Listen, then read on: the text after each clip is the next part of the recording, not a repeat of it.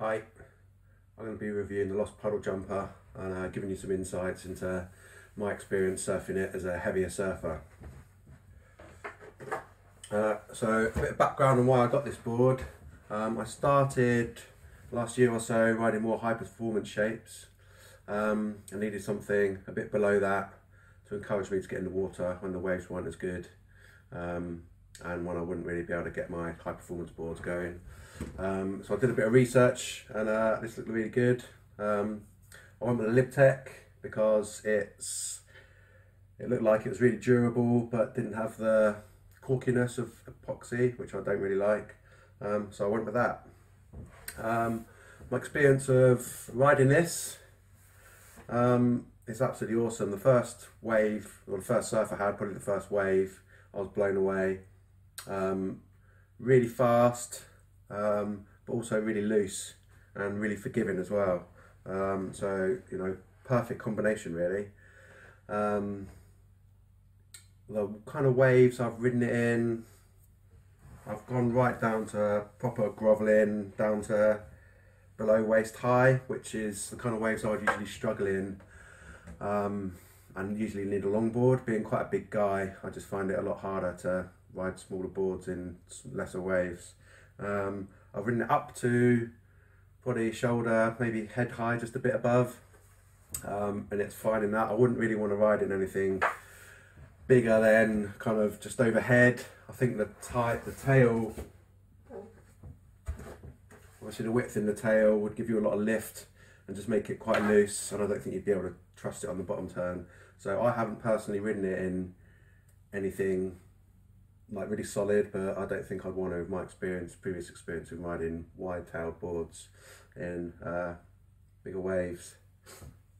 Yeah, so for me, in the really small stuff, like below kind of waist, kind of this sort of size below, I really struggle with it, and I thought it would possibly go in anything. I think for a smaller guy, it probably would go in anything, but being quite big, as I say, I really struggled with it in those tiny waves. For me, it starts to really turn on probably stomach, chest high, a bit above.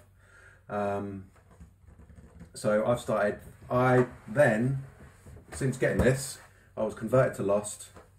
I've been struggling to get high performance shortboards, which I'll talk about in another review, but I finally settled on the L Patron, which is really high performance, one of the best high performance boards I've had, and that's made me start thinking I want a bit more performance. If I can only get this going in stomach, chest high waves, I might as well have a more pointy nosed, even more high performance shape.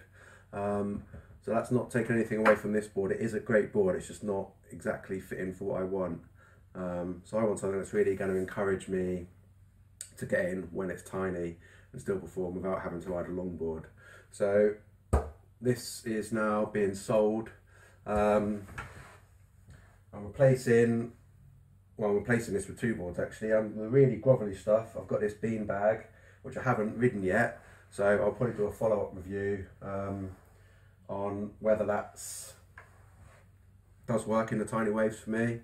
And then for the kind of stomach, chest, the kind of daily driver waves, I've got a Lost Uber Driver XL, so it's a bit more performance, but I'll be able to work it a bit more in the smaller waves than the L Patron.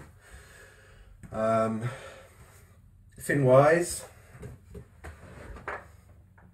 so it comes as a quad or thruster. I personally haven't tried it as a thruster. For small waves, I want the speed that you generate from a quad setup. I also, when I went with the LibTech construction, the LibTech board has a wing, which the standard puddle jumper doesn't have.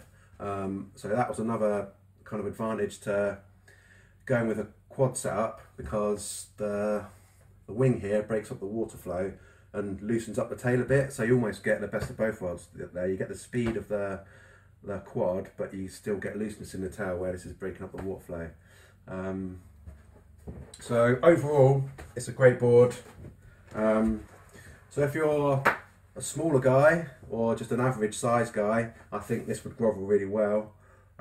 If you're a bigger guy like me, and the reason I'm doing these reviews is there's not much information out there for bigger guys. So if you're a bigger guy like me, if you want a kind of daily driver that's got good performance, this is what you want to go with. If you want a proper groveler, I personally struggled on it. So you might be tempted to go for something more like the beanbag, but I'll do a follow-up review of that. But yeah, great board, really loose. You can get it vertical. You can do really wrap in cutbacks. So yeah, awesome board.